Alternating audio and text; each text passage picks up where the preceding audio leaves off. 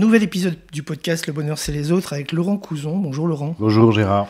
Laurent, vous êtes, j'ai titré sur mes petites notes là avant de préparer cette interview, vous êtes un touche-à-tout de génie. Mais pas touche-à-tout au sens je fais tout et je fais rien finalement. Vous toutes vos pratiques se répondent les unes aux autres. Vous êtes à la fois chef d'orchestre, arrangeur, musicien, acteur, même chanteur. Même si vous dites que vous ne l'êtes pas récemment, vous l'avez dit dans une interview, mais bon, vous l'êtes quand même un peu. Vous avez un parcours extrêmement éclectique et vous avez collaboré avec de très très nombreux artistes de renom. Et vous avez commencé avec une solide formation musicale, puisque vous avez commencé déjà à l'âge de 5 ans. Moi, je tapais dans un ballon et vous faisiez du solfège et vous faisiez du piano. Formation classique, oui. Ou de la trompette, je crois. Vous avez démarré par la trompette. C'est mon premier instrument. Ouais, c'est ça. Et donc, vous avez exploré plein d'instruments différents, plein de disciplines différentes. Je dirais vos instruments aujourd'hui favoris, c'est quoi? C'est le piano et le violon, quand même? Je me suis mis au piano. Je me considère pas non plus comme un pianiste, mais l'instrument des compositeurs, c'est vraiment le piano, parce que évidemment, on a toutes les notes sous les doigts. Donc, je me suis mis au piano très très jeune, mais vraiment en autodidacte, quoi. J'ai pas pris de cours de piano. J'ai appris le piano par moi-même. Oui, et puis alors, vous êtes compositeur, je l'ai dit, vous êtes aussi arrangeur, vous avez travaillé avec des gens comme aussi différents qu'Aznavour, Carla Bruni, Régine, je crois, Didi Bridgewater, enfin, ouais. des pointures. Vous êtes très reconnu dans votre métier, hein. J'ai lu beaucoup de choses sur vous, parce que je vais dire maintenant comment je suis tombé sur vous. Je suis venu à un hommage à Jodassin que vous organisiez récemment au mois de mai, avec Claude Lemel et une chanteuse qui s'appelle Candice Paris, je crois. Candice Paris, oui. Voilà, à l'espace Rachi à Paris. Et j'ai été saisi par votre capacité à animer brillamment. Alors je ne savais pas, j'avais pas fait le lien avec le fait que par ailleurs vous animiez une émission de radio, donc vous avez une certaine aptitude à faire ça, mais vous avez déjà de base un charisme.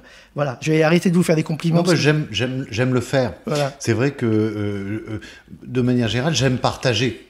Donc, quand on partage, on aime communiquer. Donc, moi, parler de la musique, que ce soit à la radio ou c'est vrai dans des spectacles, là, quand je fais des spectacles hommages ou des conférences, j'en fais maintenant aussi pas mal, j'ai l'impression de continuer à faire mon métier de musicien, parce que mon métier de musicien, c'est aussi de partager ma passion. Et par la radio, par la scène, c'est d'autres moyens aussi. Donc, j'aime parler aux gens. C'est vrai que c'est un exercice que j'adore. Et vous êtes non seulement donc ce musicien, on va dire musicien au sens large, vous avez toutes les aptitudes du musicien, mais vous l'avez en plus exercé partout dans le monde. Vous êtes un globe-trotter, vous êtes passé par l'Asie, si mes notes sont bonnes, la Chine, la Thaïlande, l'Indonésie, ou alors dans des endroits un peu reculés d'Europe qu'on n'imagine pas, comme la Moldavie. Oui. Voilà. Et vous avez démarré votre carrière vraiment ici en France avec Radio France, sous la houlette ou sous la baguette de Frédéric Lodéon. Oui. Et il y a aussi quelque chose qui vous rend extrêmement sympathique à mes yeux, c'est que vous êtes un fou de comédie musicale. Ah oui. Et bien avant que les comédies musicales, aujourd'hui, elles ont un certain succès en France, mais pendant des années, elles étaient complètement, à part Les Misérables, et encore, ça arrivait hyper tard. Oui. Vous, c'était bien avant. Vous aviez démarré bien avant à faire des comédies musicales. Oui, parce que quand j'ai découvert la comédie musicale, moi qui aimais à la fois jouer du jazz et faire de la musique classique, je me suis dit, voilà enfin un genre qui mélange les deux, musicalement. C'est vrai que dans des comédies musicales, on a souvent à la fois un orchestre classique et puis soit un big band de jazz, soit au moins un quartet de jazz. Et puis l'écriture aussi, elle est très très jazz. Et j'ai découvert tous ces compositeurs absolument géniaux, voilà, des plus anciens, de Cole Porter à Kander et Ebb à aujourd'hui, voilà, des gens comme Stephen Sondheim ou des gens comme ça. C'est un monde merveilleux. Ça m'a toujours fasciné. J'ai eu envie de me plier à l'exercice, parce que enfin un genre où je pouvais passer du jazz au classique sans problème. Donc une de mes premières créations, c'est effectivement à Radio France, ma première comédie musicale, Angers Desmonts, et qui d'ailleurs à ce jour, je crois, est la seule comédie musicale qui ait jamais été commandée et créée à Radio France. Alors, on a parlé de Frédéric Lodéon qui avait été extrêmement important pour vous. Oui, très. On peut parler toujours dans le domaine de la musique de quelqu'un qui est très apprécié, qui est Didier Locoud, qui a eu une importance majeure pour vous. Bien sûr. Et puis dans le monde du cinéma, parce que je l'ai dit tout à l'heure, vous étiez aussi acteur et vous avez fait beaucoup de musique de film et aussi des arrangements de musique de film, notamment avec Francis Lay. Et quand on dit Francis Lay, on dit Claude Lelouch. Oui. Et Claude Lelouch est quelqu'un qui est extrêmement aussi important dans votre vie. Ah, ça, s'il en est, là, vous venez de citer deux des personnes les plus importantes de ma vie. Oui, c'est Didier Lockwood et Claude Lelouch. Ben, c'est des gens qui ont changé ma vie, puisqu'ils m'ont tous les deux lancé. Didier a produit mon premier disque et m'a lancé un peu dans ma carrière de musicien, entre guillemets. Et puis, j'ai fait mon premier film pour Claude, d'abord en tant qu'arrangeur et chef d'orchestre avec Francis Lay, et ensuite comme compositeur pendant, on en est là, notre 7e film. Ah oui. Et ce concept, moi j'avais pas fait le lien, parce que je vous avais vu et je vous avais beaucoup apprécié dans ce film-là, et j'avais pas fait le lien avec votre nom, c'est que vous étiez un des premiers rôles du film Ces Amours-là, avec la somptueuse Audrey Dana. C'est le premier rôle masculin, oui. Oui. Alors, elle a beaucoup d'amour dans ce film-là, avec des elle Américains. Voilà, moi, c'est le rôle qui raconte l'histoire, puisqu'en fait, je joue son avocat. Et donc, lors de ma plaidoirie, on a en flashback toute la vie de cette femme. Donc, je raconte aussi les différents amours qu'elle a eus de cette femme, jusqu'à ce qu'elle me rencontre. Et à ceux qui n'ont pas encore vu le film, vous verrez que notre rencontre n'est pas seulement professionnelle. Non, mais c'était il y a au moins une douzaine d'années, je sais pas, 12-13 ans. C'était en 2010. C'est ça, ouais. Donc plus que de 12 ans. Ouais. Alors vous avez aussi quelque chose qui me rend, qui me rend sympathique, qui vous rend sympathique, pardon, à mes yeux. Là, on se retrouve à l'Écuche, qui est un espace juif européen de culture. Et vous avez fait alors moi ça je l'ignorais totalement, je l'ai découvert en creusant un peu sur Internet. Vous avez fait une série de concerts pour la paix, sous l'influence notamment de Daniel Barenboim, qui s'appelait Requiem 19, qui était en 3 langues, à savoir le latin, l'hébreu et l'arabe. Oui. Donc les 3 langues des 3 livres en fait du monothéisme. Et je continue. En fait, l'histoire avec Barenboim, c'est que j'ai d'abord été un des directeurs musicaux de l'Orchestre des Trois Cultures, qui travaillait à la fois au Maroc et en Espagne. Donc c'est là que j'ai commencé un peu à développer ce travail sur l'œcuménisme, bien que moi j'écrivais surtout les œuvres en hébreu, mais j'ai commencé à côtoyer des grands musiciens égyptiens, marocains, espagnols avec qui on a échangé. Et puis je me suis toujours dit que je voulais faire cette œuvre où, disons, les 3 langues des 3 livres communiquent et un peu se lient. Donc j'ai écrit cette œuvre Requiem 19 en 2021, et c'est vrai qu'on l'a tournée, on l'a jouée à la fois dans les églises, dans les synagogues, et puis aussi dans les endroits laïques comme les maisons d'opéra. Et c'était la vocation de cette œuvre, de pouvoir faire circuler une parole de paix en prenant symboliquement des textes issus des 3 religions monothéistes. Et puis je continue ce travail, puisque à la rentrée, il y aura ma nouvelle création qui s'appelle The Book of Life, où là je vais encore plus loin parce qu'il y a 9 langues. Ah oui, 9 langues. Oui, 9 langues. Voilà, d'accord. Toujours dans ce travail que j'aime, c'est-à-dire d'essayer d'aller chercher une certaine spiritualité dans la musique. Donc c'est vrai que je travaille beaucoup sur des textes religieux, et puis sur leur interaction et leurs liens. Donc là, je vais encore plus loin en utilisant 9 langues. Ça m'amuse beaucoup en fait, parce que en musique, il ne faut pas oublier que quand on met en musique un texte, la langue que l'on choisit est très importante par rapport à la musicalité. Donc là, dans The Book of Life, m'amuser à de temps en temps chanter en hébreu, en persan, en arabe, en anglais, en espagnol. Voilà, à chaque fois, il y a une musique différente, vous voyez. C'est ça qui est absolument passionnant. Enfin, moi, ça me passionne comme travail musical. J'espère que ça passionnera les gens. Ça, la première, ça sera le 24 octobre à Paris. Vous avez dit récemment dans une interview sur Sud Radio avec Jacques Pessis, qu'on connaît bien ici à l'Écuche, qu'on a vu il y a pas si longtemps, vous avez dit, je vous cite, « Être un artiste, ça n'est pas seulement faire du divertissement, ça doit être aussi être un messager et pouvoir rassembler. » Donc vous avez une conscience très profonde de votre rôle en tant qu'artiste, qui n'est pas simplement effectivement de faire du divertissement, à telle enseigne que vous êtes, alors je ne sais pas si l'élection a déjà eu lieu, mais vous concourez à devenir un des membres du conseil d'administration de la SACEM. Et on fera après le questionnaire du bonheur c'est les autres, si vous permettez, si on a encore un peu de temps. Mais avec joie. On fera un petit tiré à part, comme on dit dans la presse, sur la question de l'intelligence artificielle, qui est une question... Mes amis savent que c'est un point... Non, mais je vais vous répondre sur l'histoire de la... Oui. C'est vrai que, vous savez, de tout temps, les artistes...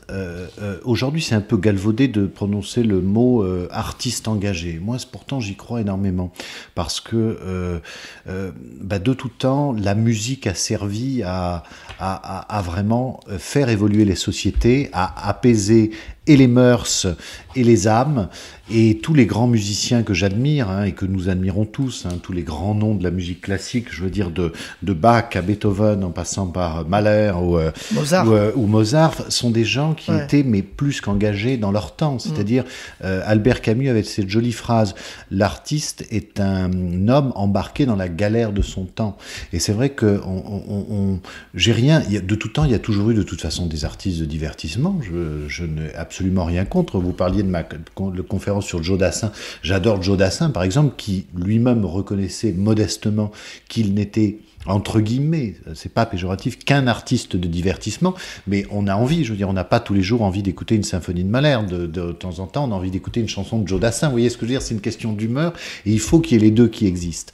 Mais cependant, voilà, moi j'ai du plaisir en tout cas quand j'écris une œuvre, comme les œuvres dont je viens de vous parler, où j'ai l'impression que quand le public l'écoute, il se passe une sorte de réflexion, si ça peut amener vers la paix, vers la communication, vers l'appréciation de l'autre, vers une certaine réflexion sur soi, des a priori, des idées que l'on a, et pouvoir faire évoluer dans le bon sens, voilà, je suis heureux, c'est ce que j'appelle l'art engagé, quoi, voilà. Eh ben moi j'apprécie ça énormément, et je dois dire qu'au-delà de cette soirée donc, autour de Joe Dassin, j'étais allé voir un petit peu des vidéos que vous aviez publiées, et ça m'a vraiment fait travailler du chapeau, comme on dit. Et donc c'est pour ça qu'on en parlera tout à l'heure à propos de l'intelligence artificielle.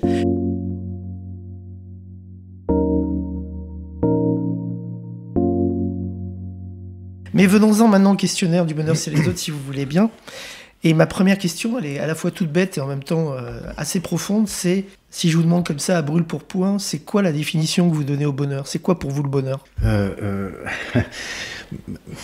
Je crois que le bonheur, c'est d'arriver à être en paix avec soi-même, ce qui est très très difficile. Voilà, quand on est, surtout quand on est un artiste qui travaille beaucoup un petit peu sur sa vérité, arriver à être en paix avec soi-même et se dire tu as fait ce que tu as pu, ou tu fais ce que tu peux, et sois heureux de ça, c'est une quête assez difficile. Si je vous demande comment vous interprétez le titre de mon podcast, Le bonheur c'est les autres, vous me diriez quoi? Est-ce que je suis dans le vrai quand je dis ça? Oui. Alors vous allez à l'inverse, c'est la réponse de Sartre. Oui. Écoutez, oui, bien sûr, le bonheur en tout cas, oui, c'est les autres parce que c'est l'enrichissement de l'autre. Vous parliez tout à l'heure des œuvres religieuses. Dans Babel, on nous enseigne que pourquoi Dieu détruit la tour de Babel, c'est pas pour punir l'orgueil ou quoi que ce soit. Ça sera une interprétation plus chrétienne, ça d'ailleurs plus tard. Mais la vraie interprétation juive, c'est de dire qu'il le crée pour créer la diversité et la différence, puisque le problème à Babel, c'est pas tellement que les gens essaient de construire une tour démesurée, c'est qu'ils le font tous en faisant les mêmes gestes et en parlant la même langue. Donc il éclate cette tour pour créer la différence des langages et la différence des personnalités. Pourquoi fait-il cela? Pour nous rappeler que aller vers l'autre, ça nécessite un effort. Et une fois qu'on passe cet effort et cette curiosité, on n'est que plus heureux quand on arrive à en apprécier la différence.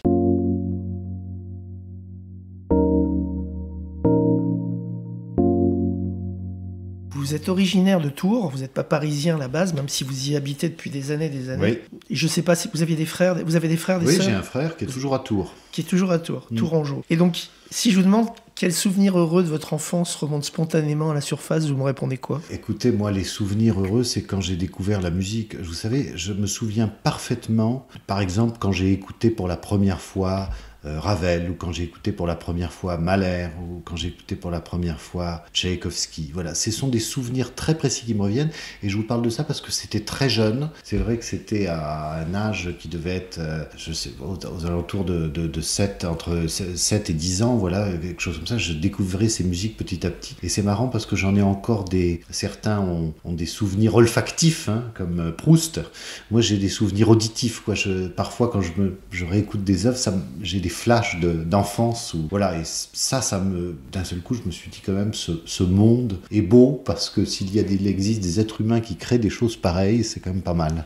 Vous savez que je vous en veux, je ne suis pas jaloux, mais je vous en veux terriblement, parce qu'au même âge, visiblement, vous avez dit à Jacques Pessis qu'à l'époque, vous étiez un peu... voilà, vos parents vous ont mis à la musique parce que vous étiez un peu agité, etc. Agité, oui, c'est vrai, voilà. C'est ça. Je l'étais aussi, mais moi, mes parents... Oui. Alors, j'habitais à Manosque, au fin fond de la Provence, et mes parents avaient... Alors, c'était un peu élitiste à l'époque, je faire de la musique, aller au solfège, avoir un instrument, etc.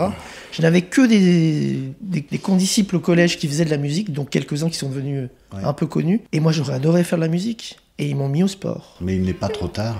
J'ai 60 ans maintenant, c'est un peu compliqué. Mais non, pourquoi ? Alors je vous raconterai après. Je viens d'acheter un ukulélé il n'y a pas longtemps, mais bon, c'est une plaisanterie. Jamais trop tard pour se mettre à la musique. En tout cas, pour apprécier votre musique, ça c'est sûr, j'ai écouté beaucoup de choses que vous avez fait. Et d'ailleurs, on peut citer au passage votre disque que vous avez sorti il y a combien ? Il y a 6 mois ? Oui, mon dernier disque, Night Music, mon disque de piano solo, ouais. Avec un clip que j'invite tous les auditeurs à aller regarder sur YouTube. Merci.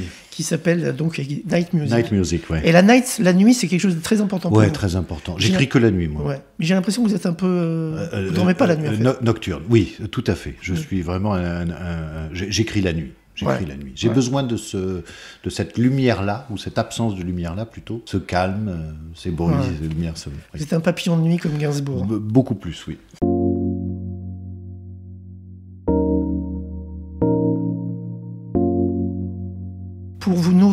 Pour nourrir votre création musicale, j'imagine que c'est pas simplement en écoutant de la musique, même si vous devez en écouter beaucoup, vous écoutez aussi certains de vos confrères, consoeurs, etc. Mais j'ai plutôt envie de vous demander, c'est quoi le livre, le film, parce que je sais que vous êtes aussi très cinéphile, ou la pièce de théâtre, ou bien encore l'auteur qui vous a marqué de façon indélébile, sans me citer Lelouch, quelqu'un d'autre.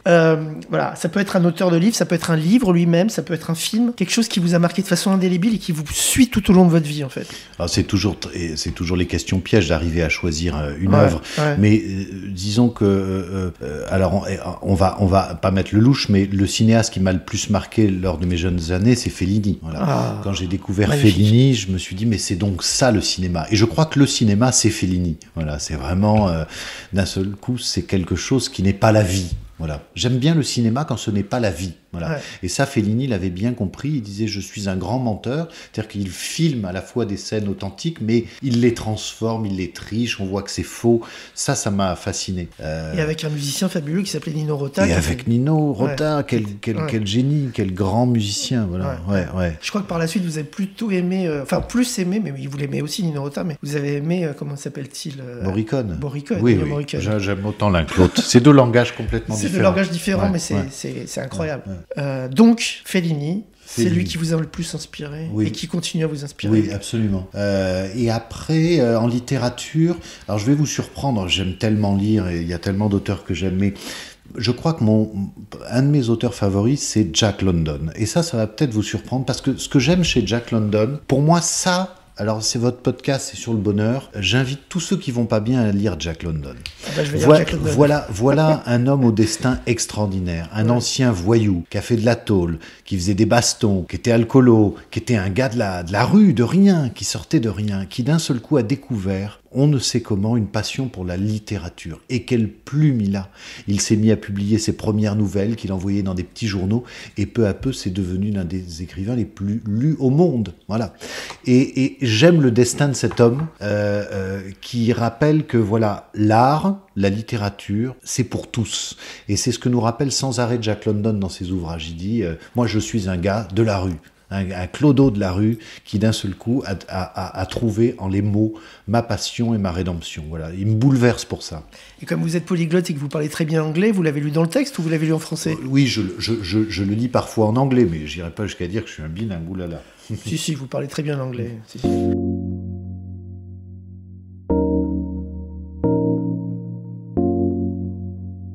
quoi ne voudriez-vous jamais vous priver? Je pense avoir un peu la réponse, mais bon. De quoi ne voudriez-vous jamais vous priver dans la vie, sous-entendu pour être heureux? Ah bah de musique, bien sûr. Bah évidemment. De musique, bien sûr, vraiment. Ça, une journée sans musique est une journée gâchée. Ça peut arriver une journée sans musique? Ça peut arriver, mais ça n'arrive pas parce que la musique est partout autour de nous. Écoutez, il y a un oiseau à chaque coin de rue, il y a le rythme, les chants nous entourent partout sur cette terre. Justement, quand vous êtes dans la rue comme ça, vous vous baladez, etc., est-ce que vous avez des fois comme ça des inspirations qui viennent juste par le rythme de ce que vous entendez autour de vous? Absolument, très souvent. La nature est très inspirante, évidemment, et la ville aussi.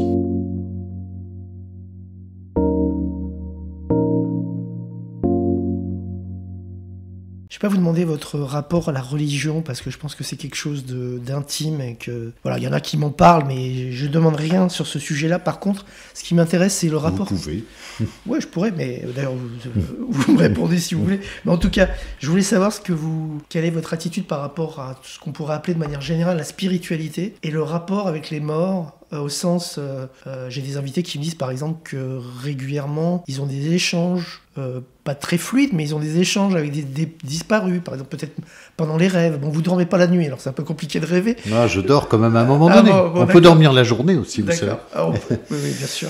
Donc, quel est ce rapport que vous entretenez avec ce qu'on appelle spiritualité au sens large? Alors, bon, la spiritualité est très importante dans ma vie, la religion l'est aussi. Voilà, je suis très croyant. Pour moi, il n'y a pas une seule manière d'être pratiquant, donc je suis pratiquant de la manière qui me convient, voilà, et peu importe si elle n'est pas orthodoxe, moi c'est celle qui me rend heureux et qui me permet d'évoluer, d'apprendre sur moi-même et sur les autres, donc c'est la manière de pratiquer que j'ai trouvée, qui me convient. Et qu'est-ce que c'était votre question sur la communication? La communication éventuellement avec je le sais delà. pas, j'ai pas vraiment d'expérience transcendantale. Ce que je peux vous dire, c'est que j'ai une forte, comme tous les êtres sensibles peut-être, j'ai une forte sensibilité à la présence. Par exemple, quand je vais visiter des lieux qui ont été habités par des personnalités que j'admire ou des personnalités fortes, oui, il peut m'arriver de les sentir, de les voir même. Ça m'est arrivé quand je suis allé visiter la maison de Ravel, où c'était une expérience étonnante parce que dans la maison de Ravel, à Montfort-l'Amaury, là, c'est pas un musée en fait. Vous demandez un rendez-vous en tant que musicien professionnel et on vous ouvre la porte et on vous laisse vous balader tout seul. Et la maison, il n'y a pas des barrières et tout. Oui, c'est pas un musée, quoi. Tout est et c'est vrai que là, par exemple, j'ai fortement ressenti sa présence jusqu'à même le voir apparaître dans un miroir. Vous voyez, un court instant, enfin, de sentir ses présences. Voilà, donc je pense que des êtres aussi forts occupent des espaces et les esprits. Voilà, je crois fort à ça, oui. La visite s'est terminée par un coda comme le boléro, pas du tout. Non, mais la visite était impressionnante parce que il y a son piano au bout de la maison et ils ont dit si vous voulez vous jouez du piano, et je vous assure que je n'ai pas réussi à jouer. C'est-à-dire que je me suis assis devant le piano et mes doigts s'entremêlaient, j'avais le trac, quoi. Ah ouais. J'osais pas jouer sur le piano de Ravel et en ayant l'impression qu'il m'écoute, quoi. Ouais. J'avais trop peur. Ouais, c'est une expérience intéressante. Ouais. Vous avez vu l'exposition à la Cité de la Musique sur... Oui, bien sûr. Ravel, voilà, une de mes grandes passions, comme beaucoup. Ouais. Alors, vous êtes un homme de notes, d'arpèges, d'accords, etc. Mais vous êtes aussi un homme de mots. Alors, je ne crois pas que vous ayez écrit de livre. Enfin, je n'ai pas trouvé de livre pour l'instant sous votre plume, mais ça peut arriver, puisque vous êtes capable de tout. Et si je vous demande c'est quoi le mot de la langue française que vous préférez, ou le mot auquel vous pensez là instantanément alors qu'on se voit face à face?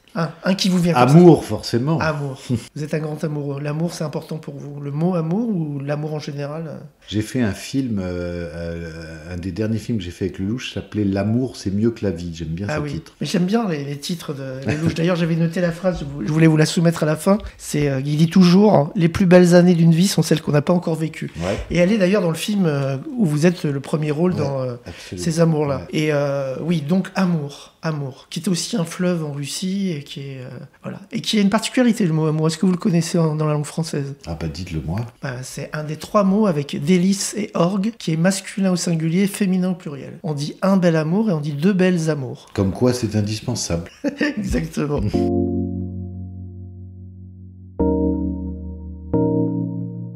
Le Le fait que vous soyez un créateur un peu tout-terrain, ça amène à une forme de... Ça peut amener à une forme de doute. Est-ce que vous avez souvent un doute quand vous créez? Est-ce que vous êtes souvent rongé par le doute? Ou est-ce que non, ça vous effleure pas? Et au-delà de ça, quand vous doutez, est-ce que vous doutez... Bon, peut-être vous doutez de vous, mais est-ce que vous doutez aussi des autres? Ah, bien sûr, bien sûr.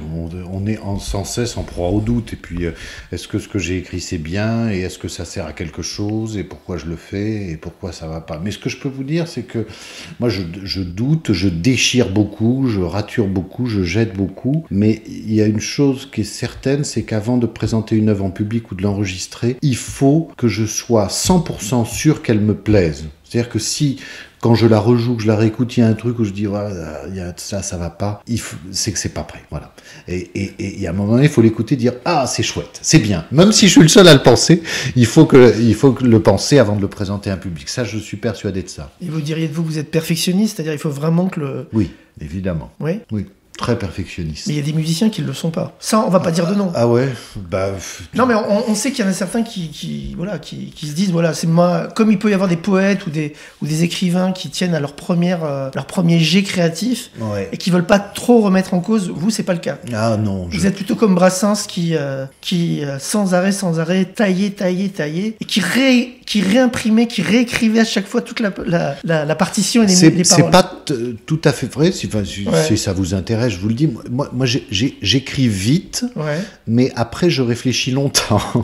C'est-à-dire que et souvent il peut m'arriver de revenir au premier jet, si vous voulez. Voilà. D'accord. En tout cas, j'ai une certaine spontanéité, quelque chose d'assez rapide qui vient, mais après je réfléchis beaucoup avant de finaliser. Et c'est toujours au piano. C'est-à-dire vous commencez toujours par le piano. Non. Je parfois, mais j'écris plutôt moi avec un crayon et un papier, hein, parce que quand on écrit une œuvre pour orchestre, le piano n'aide pas trop.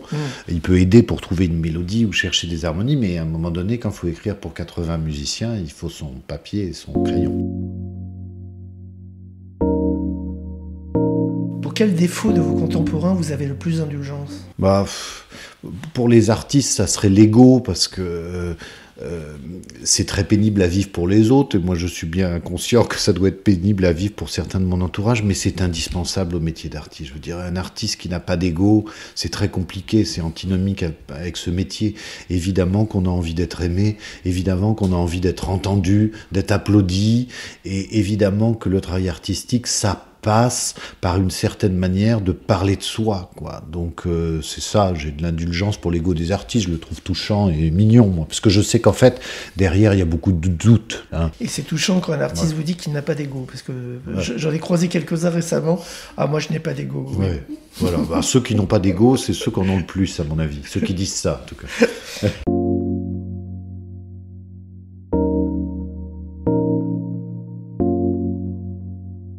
On voit en ce moment que l'ambiance est anxiogène. On est dans un pays aussi vous qui avez fréquenté, enfin qui avez visité et vécu dans plusieurs pays, y compris très loin de la France, en Asie. On est un pays extrêmement pessimiste. Oui. Et c'est ça qui m'avait poussé, entre autres, à créer ce podcast. Vous, comment vous faites pour résister à ce pessimisme ambiant? Et qu'est-ce qui vous rend optimiste pour l'avenir? Vous n'avez pas d'enfant, là, pour l'instant, on est d'accord? Non. Mais si vous en aviez, qu'est-ce qui vous rendrait optimiste pour les prochaines années? Ce qui me rend optimiste, c'est que je pense que là, on a en ce moment tous les outils, soit pour rendre le monde meilleur, soit pour le détruire. Donc je trouve que le futur qui nous attend est assez passionnant.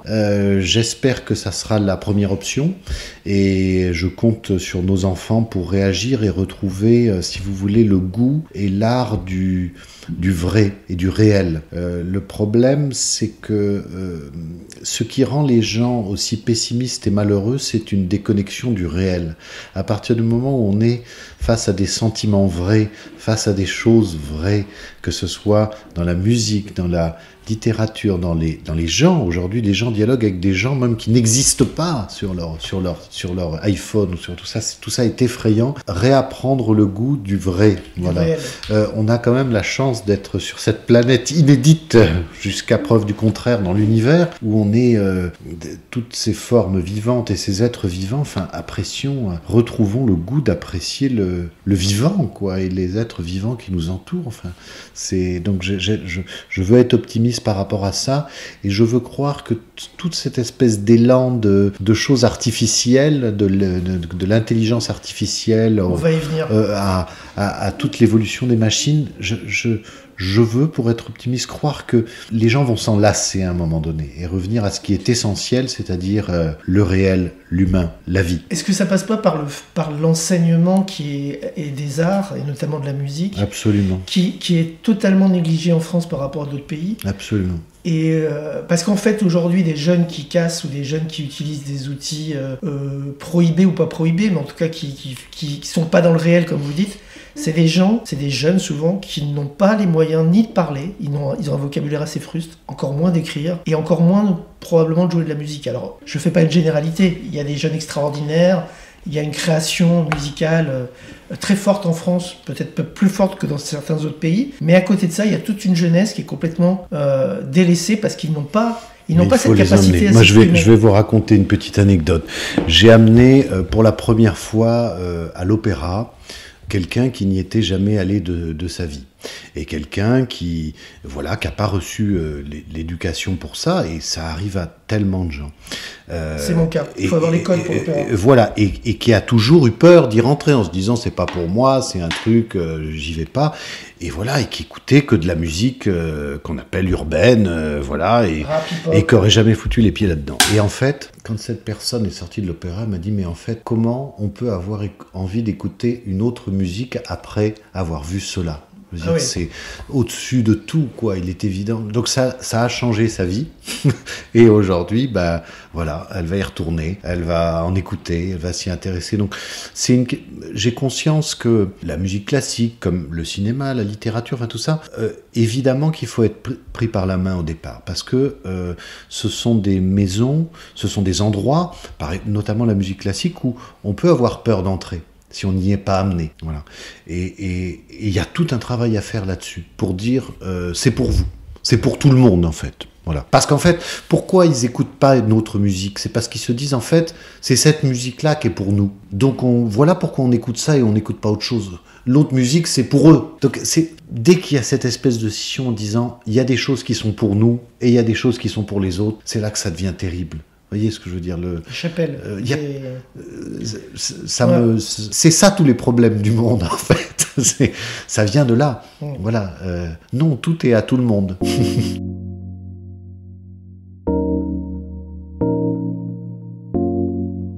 Alors pour terminer, et avant d'aborder la question de l'intelligence artificielle qui fera l'objet d'un petit épisode à part, qu'est-ce qu'on peut vous souhaiter pour les prochaines semaines et les prochains mois? Donc peut-être le succès pour votre album, le succès pour votre spectacle à venir, c'est ça? Bon, écoutez, le bonheur et l'amour, voilà ce qu'on peut me souhaiter. C'est ça le plus important, non? Laurent, on vous le souhaite, ce bonheur et cet amour. Merci. Merci Laurent.